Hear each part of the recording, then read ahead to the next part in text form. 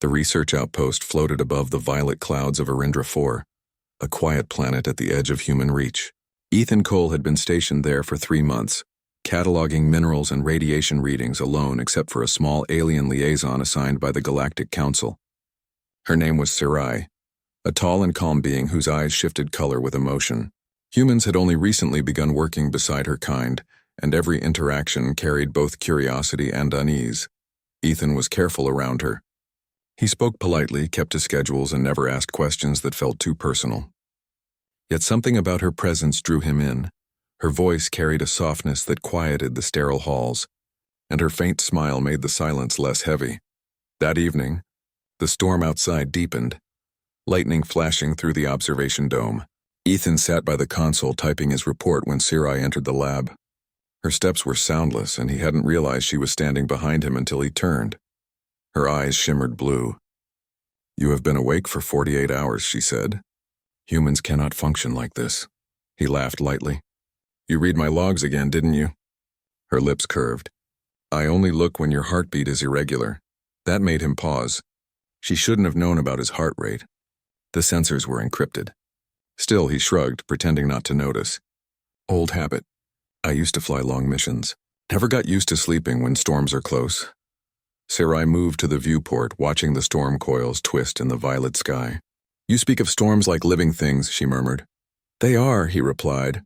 "On Earth, we used to name them. Did naming them make them less dangerous?" "No," Ethan said quietly. "But it made us feel we understood them." Her eyes softened, reflecting the lightning outside. "Humans and their need to understand," she said. "It is beautiful." For a while they stood without speaking. The stormlight flickered across her face, turning her silver markings into rivers of light. Ethan felt an odd pull in his chest, a mix of respect and something warmer. He pushed it aside. The council had strict protocols about emotional bonds between species. When he turned back to his console, Scifi's gaze followed him. "Ethan," she said softly, "why do you always lock your private terminal when I enter?" He froze. "Because that's regulation. Regulation requires encryption, not distance," she replied. "But you hide something. Your pulse quickens each time I ask about your assignment." He exhaled, forcing a smile. "You're reading me too closely." She stepped closer, studying him. "Your kind hides pain behind who." Scifi tilted her head, eyes brightening into a soft gold. "You found something beneath the crust," she said calmly. "It speaks to you, does it not?" His heart stumbled. "How?" Before he could finish, she smiled. A slow, knowing smile that silenced him completely. She walked to the center of the lab, close enough that the hum of her translator crystal blended with his heartbeat. "You do not need to explain," she whispered. "I know what you are hiding." The words struck him harder than any alarm. The storm roared against the glass, shaking the entire structure, but Ethan couldn't move. Her tone wasn't accusing. It was almost gentle, like she was protecting him. He swallowed hard. "Then why haven't you reported me?" Scifi looked at him for a long moment. "Because the thing you found—" It called my name too. The console lights flickered, sensors warping under a sudden surge of power from below. Ethan's stomach dropped. The anomaly was reacting again. He rushed to the controls, but Scifi placed her hand over his. Her touch was cool and steady. "It's awakening," she said softly, "and it remembers you." The storm outside reached its peak, lightning splitting the sky in 3 directions. For a second, everything in the lab glowed with blinding light. Then silence. Ethan turned toward her, breathing fast. "Scifi, what are you—" She met his eyes. "We were never meant to guard this planet," she said. "We were meant to return what was buried here. And you, human. You're the key." He stared at her, stunned. Every secret he thought he had hidden now exposed by the one person he trusted least, and most. Yet her expression carried no threat, only calm certainty. "The readings are off the charts," he muttered. "The core is waking again." Scifi stood beside him, her calm face lit by the stormlight. "It answers to both of us now," she said softly. He stared at her. "You keep saying that, but what does it mean? You're acting like this thing is alive." Her eyes flickered from gold to deep green. "It is not life as you understand it. It is older than either of our worlds. My people called it the Echo Seed. Yours call it an anomaly. Both are correct." The station shook again, throwing Ethan against the console. Sparks rained from the ceiling. Scifi caught his arm, her grip strong but gentle. You must not let fear guide you, she said. He pulled away, frustration rising. Fear? I'm not afraid. I just don't know what's happening. Sarai looked down, then spoke quietly. You will. The seed remembers you because you touched it. Ethan froze. He had never told anyone about that. A week earlier, he had gone beyond protocol, lowering a probe into the fissure himself when the drone malfunctioned. When he placed his hand near the glowing fragment, a pulse of light had flashed through his body, followed by silence. Since then, he had felt it in his dreams, whispering words he couldn't understand. How do you know that? He asked.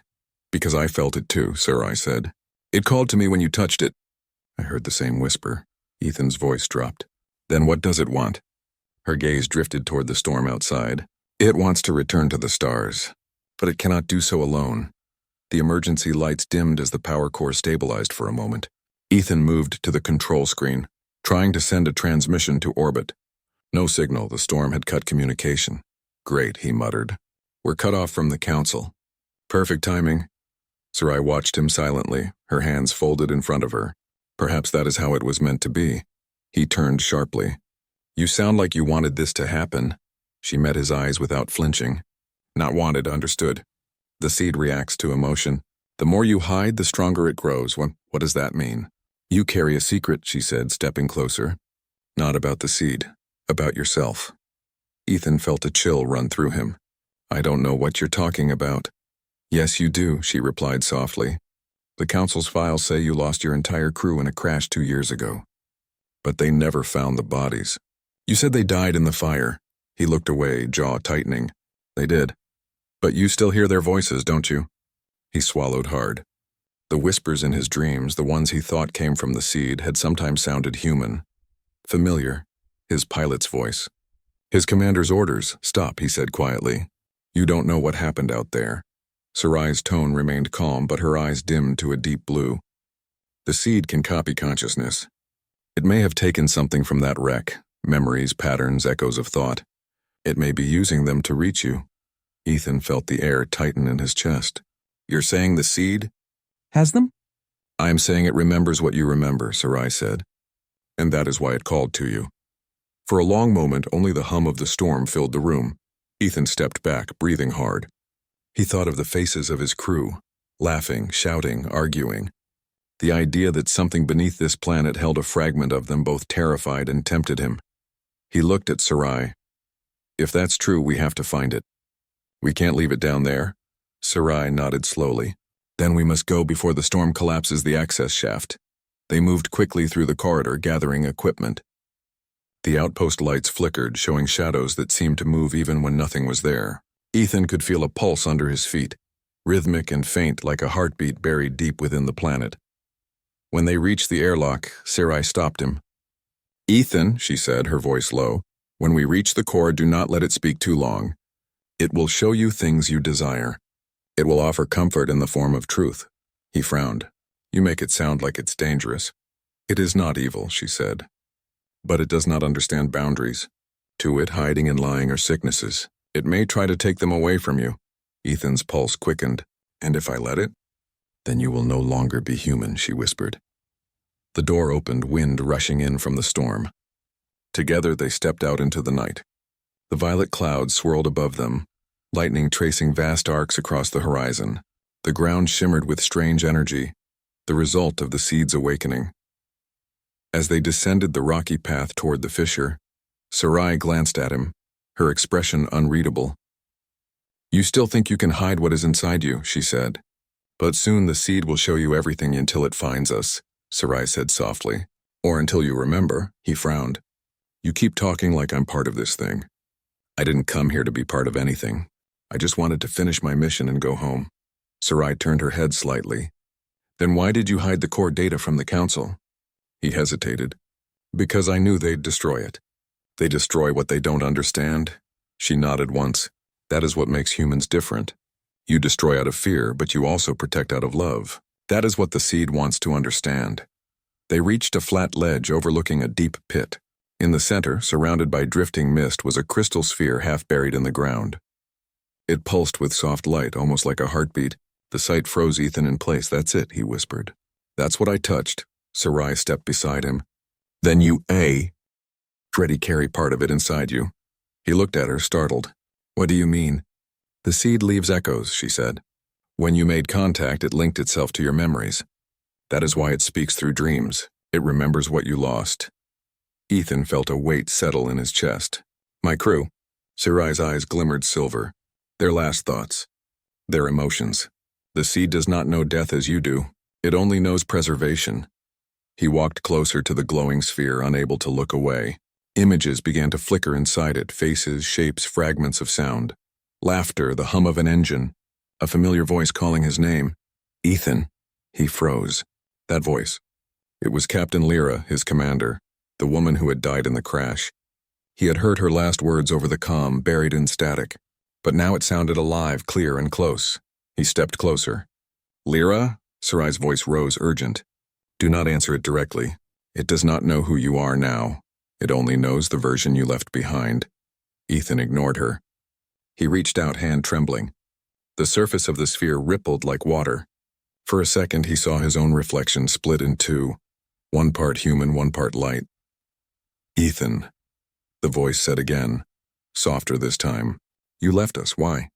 He took a step back. I didn't leave. The engines failed. You know that. The light inside the sphere pulsed faster. You ran from the fire. You were the only one who made it. His chest tightened. The storm above seemed to echo the words. That's not true. Sarai placed her hand on his shoulder. It's showing what you fear most. The seed feeds on guilt to understand emotion. It does not judge you. He turned to her, his voice trembling. It feels real. Because you never stopped believing it was your fault, she said. The seed is only giving your memories shape. He looked back at the sphere. The light shifted again, forming an image of his crew standing in the flames. Their faces looked calm, almost peaceful. Lyra's image spoke once more. If you had stayed, you would have died with us. Is that what you wanted? Ethan's throat went dry. I just wanted to save someone, he whispered. Sarai stepped closer to the sphere, her own markings glowing brighter. It listens, she said softly. It learns from what you feel. But if you let it in too deep, it will take everything you are. The light grew until the cave was flooded with brilliance. Ethan shielded his eyes. Sarai, what's happening? She raised her hand toward the sphere. It's testing you, she said. It needs to know if you are ready to see what it truly is. Before he could respond, the light burst outward, surrounding them both. In an instant, the cave vanished. Ethan found himself standing in open air, under a sky full of unfamiliar stars. The wind carried whispers, not of the storm, but of voices. His crew's laughter mixed with alien tones, forming a song that made his chest ache. He turned around, but Sarai was nowhere to be seen. Only the glow remained, moving toward him slowly like a living wave of light. Ethan Cole, it said, not as one voice, but many. You seek forgiveness, but you were never meant to forget. He felt his knees weaken. Where's Sarai? What did you do to her? The light shimmered. She was my keeper. You are my mirror. He reached out instinctively, but his hand passed through the light. It was warm, almost like sunlight, and for a heartbeat he saw her, Sarai's face within it, her eyes filled with sadness. Then the world snapped back to the cavern. He gasped, falling to his knees. Sarai knelt beside him, steadying him with both hands. It has chosen you, she whispered. You are no longer an observer. You are part of its memory now. Ethan looked up at her, his voice shaking. What does that mean? It means, she said, her voice barely above the hum of the storm, that the seed has decided to show you everything humanity forgot about itself. Her eyes glowed softly, and for the first time Ethan saw something like fear in them. The light in the cavern dimmed slowly, leaving a soft glow around Ethan and Sarai. The hum of the seed had become steady now, almost like the slow rhythm of a heart. The storm outside still rumbled, but it sounded far away, muffled behind layers of stone. Ethan's breathing was uneven. He stared at the glowing sphere as if it could answer every question that had haunted him since the crash. You said it chose me, he whispered. Why? Sarai's voice was calm, but her eyes were focused on the seed. Because you carry something it lost, a memory, a truth hidden in human blood, he frowned. You keep saying that like it means something. I'm just a pilot, Sarai. I'm no different from anyone else. She turned her gaze to him. That is what makes you different. You don't see what you are. Ethan shook his head, pacing a few steps back. This doesn't make sense. The seed talks, shows visions, reads thoughts. What is it? A machine? A life form? Sarai's voice lowered. Both and neither. It is a creation from the first builders, the ancient race that shaped many of the worlds before ours existed. My kind only found their ruins. Your kind forgot them. The seed remembers. Ethan looked at her, disbelief flashing across his face. You mean this thing is older than both our species? She nodded. It is a recorder of knowledge, emotion, and truth. It holds everything that once was. But it cannot understand change. That is why it seeks you. He stared at the glowing sphere again. Because humans change. Yes, she said softly. You forget, forgive, rebuild. You destroy, and still you love. The seed does not understand how that can exist together. It calls this contradiction. For a moment, silence filled the chamber. The sphere began to pulse again, and thin strands of light rose into the air, swirling like mist. Ethan stepped back, but Sarai held up her hand.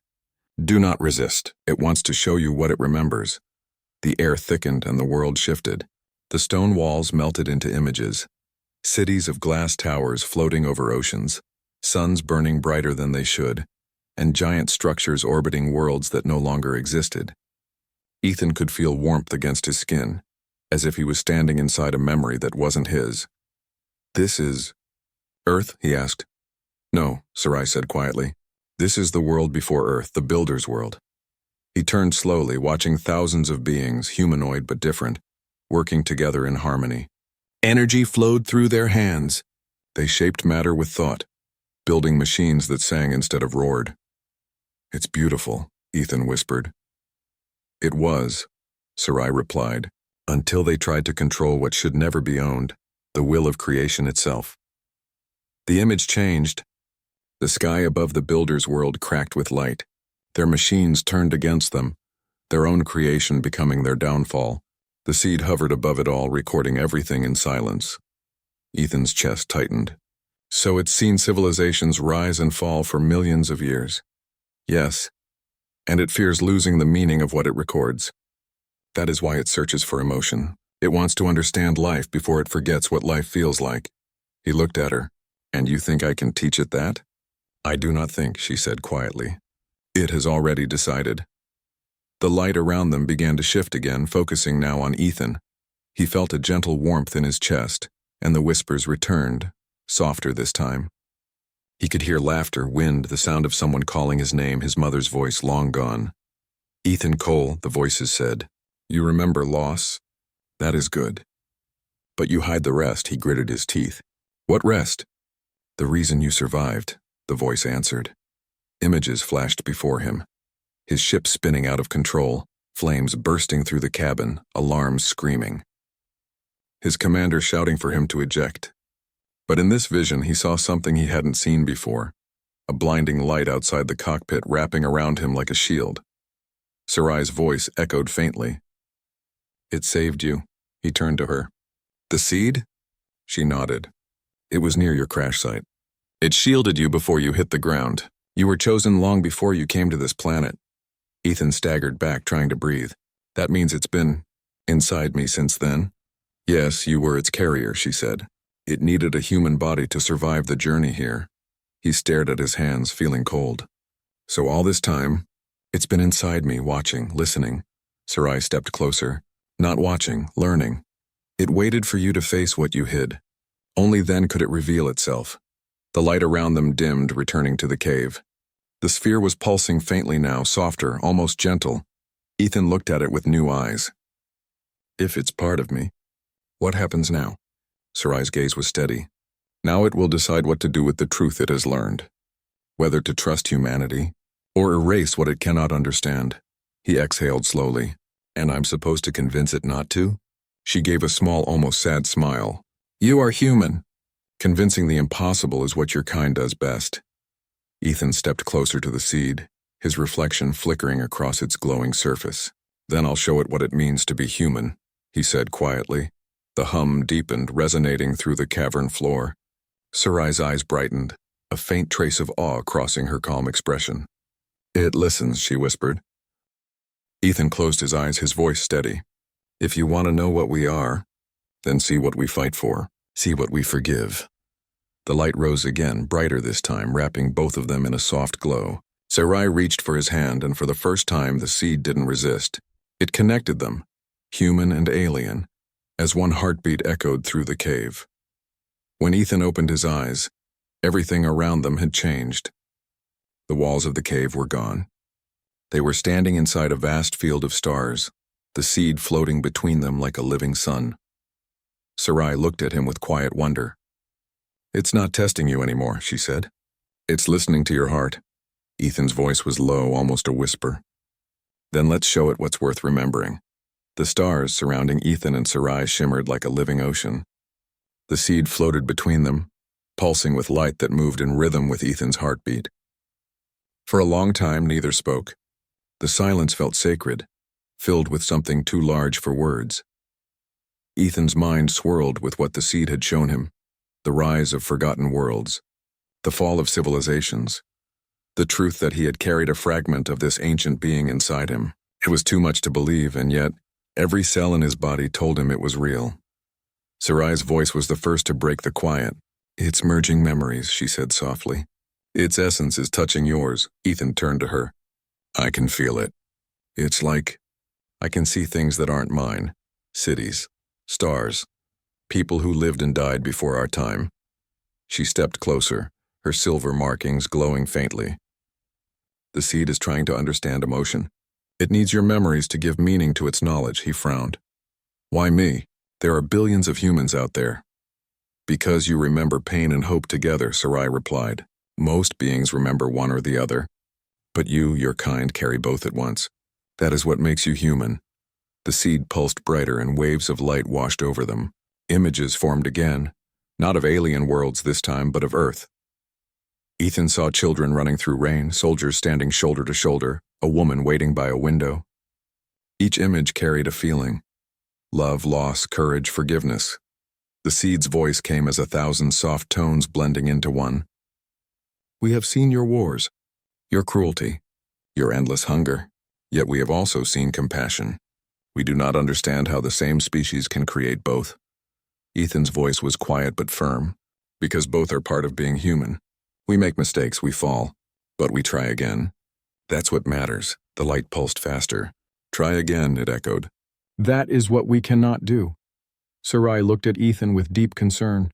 "It's reaching further into you," she warned. "Be careful what you give it," he nodded slowly. "I know." The seed shifted its glow, focusing entirely on him now.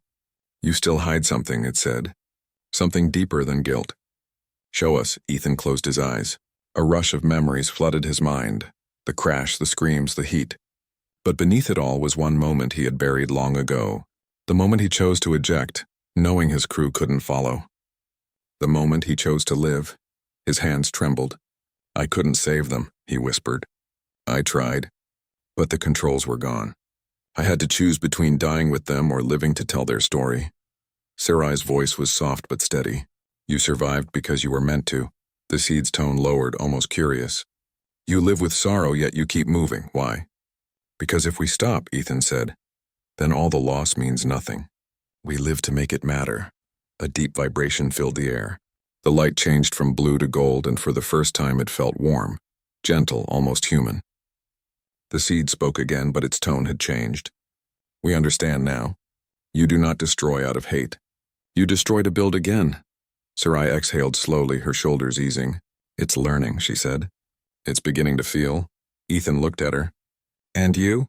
What does this mean for you?" She hesitated. "My people were created from the builder's remains. We were made to serve their designs, to guard their ruins. If the seed accepts humanity, it may no longer need us." He took a step closer. "Then maybe it's not about being needed. Maybe it's about being understood." Her eyes softened. "You speak like someone who forgives even the stars." He smiled faintly. "Someone has to." The seed pulsed again, brighter than before. Its voice echoed across the void. "Human, you have given us what we sought. Memory with meaning, knowledge with feeling. But we must know one more thing. What will you do when truth becomes unbearable?" Ethan's voice was steady. "We face it, even when it breaks us." The light grew so bright it filled his vision. For a moment he felt weightless. The stars stretched and bent around him. Then the warmth faded, and he was standing once again on solid ground. The cavern had returned. The seed hovered silently between them, its glow calm and soft. Sarai looked around, dazed. It released us, Ethan nodded. Maybe it found what it was looking for. The seed's final words filled the chamber like a whisper from everywhere at once. We remember humanity. We will not erase. We will learn. Then its light dimmed, sinking slowly back into the stone. The hum faded until there was only silence. Ethan turned to Sarai. Is it gone? She shook her head. Not gone. Sleeping. It will dream now, using what you gave it. He let out a long breath. Then maybe it's finally at peace. Sarai looked at him for a moment, studying his tired eyes. You gave it understanding, she said softly. But you gave me something else. He raised an eyebrow. What's that? A reason to believe in humans again. Outside, the storm had passed. Light from Arindra's twin moons poured through the cracks in the cave roof, falling over them like silver rain. Ethan looked up, feeling the air calm around him. For the first time in years, his heart felt light. The seed had learned what it meant to feel, and in doing so, it had reminded him what it meant to be human. The storm clouds had drifted away by morning, leaving the sky of Arindra IV painted in calm shades of gold and violet. The air felt lighter, as if the planet itself had been holding its breath and finally exhaled. Ethan stood at the entrance of the cave, watching the light spill across the valley. Everything looked the same, yet somehow different. Sarai joined him quietly. Her steps were soundless as always, but the color in her eyes had changed. It wasn't the usual silver or blue. Now there was a faint trace of green, soft and alive. The storm is gone, Ethan said softly. It was never just weather, Sarai replied. The seed's awakening changed the atmosphere. The world is adapting to what it felt through you. He glanced at her. Through me? She nodded. When you connected with it, you shared your emotions, your humanity. The seed linked that energy with the planet's core. Now everything around us carries a part of it. Ethan looked out across the plain. The ground shimmered faintly where the light touched it. Small plants that had never grown before were pushing through cracks in the rock, their leaves reflecting faint blue hues. You mean it's alive now? It was always alive, Sarai said.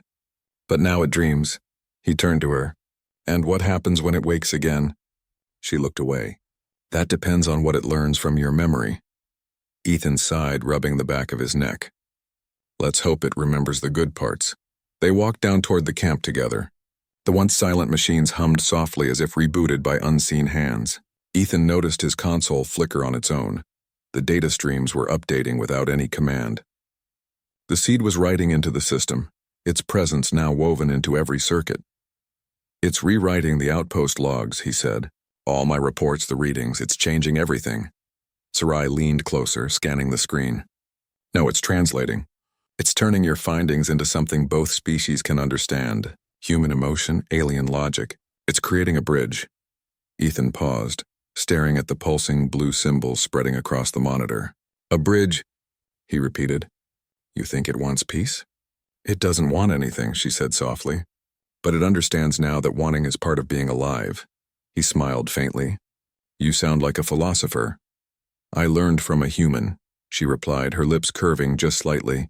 They both stood there for a while, the silence between them no longer uncomfortable.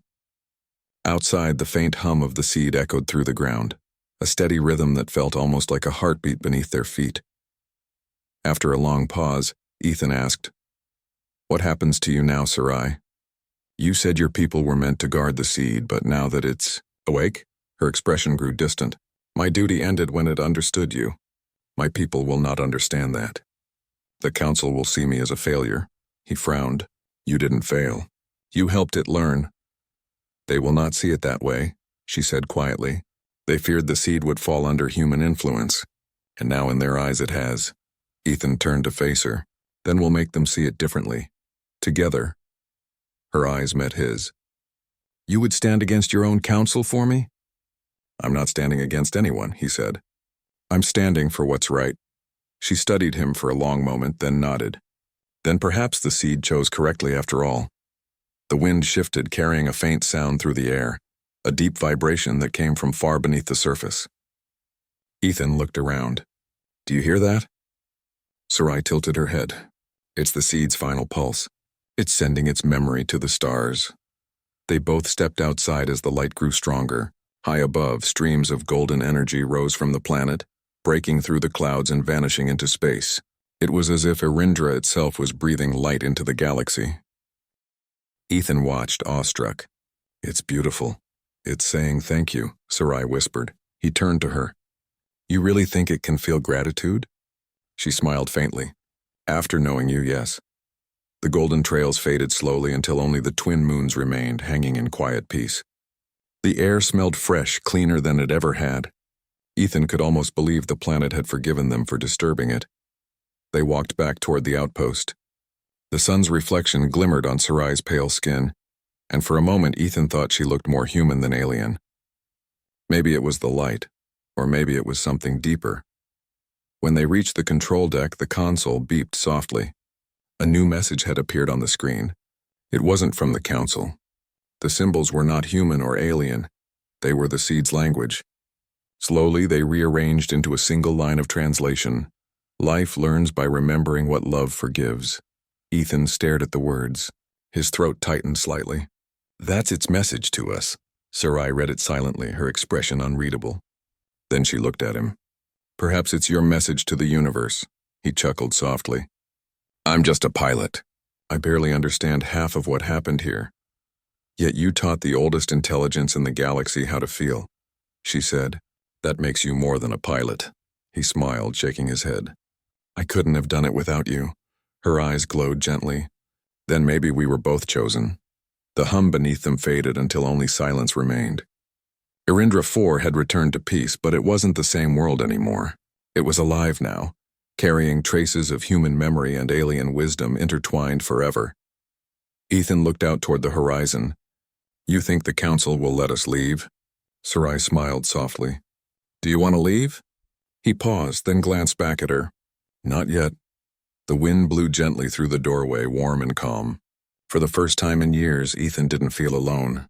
The seed had found meaning in humanity, and in return, it had given both of them something neither expected: a new beginning.